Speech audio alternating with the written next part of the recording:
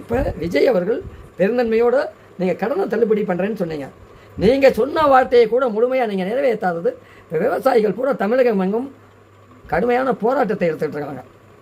ஆனால் கடுமையான போராட்டத்தை நடத்தும்போது திருச்சி மாவட்டத்தில் தமிழக விவசாயிகள் சங்கம் இனிப்பை வழங்கி உங்களை பாராட்டுறோம். இந்த கருத்தை நீங்கள் கவனத்தில் எடுக்கணும். நீங்கள் கவனத்தில் எடுத்து நீங்கள் தேர்தல் வாக்குறுதிப்படி சொன்ன வார்த்தையை உங்களுடைய தேர்தல் வாக்குறுதிப்படி நிறைவேற்றவில்லை என்றால், உங்களை வழி நடத்துகின்ற அந்த அயோக்கியத்தனமானவர்கள் சிந்தித்து செயல்படவில்லை என்றால், இந்த விவசாயிகளை பகிச்சுக்கிட்ட விஷயங்கள் நீங்கள் ஆரம்பமே வந்துட்டீங்க. மக்கள் செல்வாக்கு இருக்குதுன்னு சொல்லிட்டு கடந்த கால வரலாறுகளை திரும்பி பாருங்கள். காமராஜர் ஆட்சி, அதுக்கப்புறம் பக்தவச்சல் ஆட்சி, அதுக்கப்புறம் சிஎன் அண்ணாதுரை ஆட்சி, அதுக்கப்புறம் கலைஞர் ஆட்சி, அதுக்கப்புறம் புரட்சி தலைவர் எம்ஜிஆர் ஆட்சி, அதுக்கப்புறம் அன்பு சகோதரி ஜெயலலிதா ஆட்சி, இப்போ சகோதரர் மு.க. ஸ்டாலின் ஆட்சி.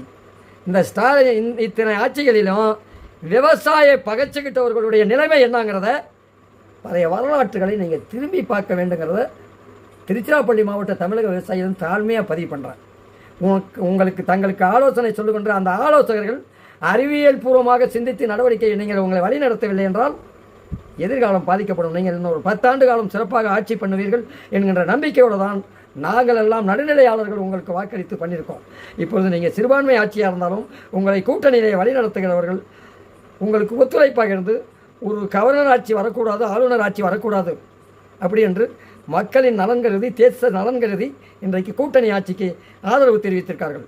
நீங்கள் உடனடியாக உங்கள் கூட்டணி ஆட்சியினுடன் சார்பாக இருக்கின்ற அனைத்து தலைவர்களும் கலந்து பேச வேண்டும். இதே நேரத்தில் இந்த கடன் பிரச்சனை இதோட சால்வ் ஆகட்டும்.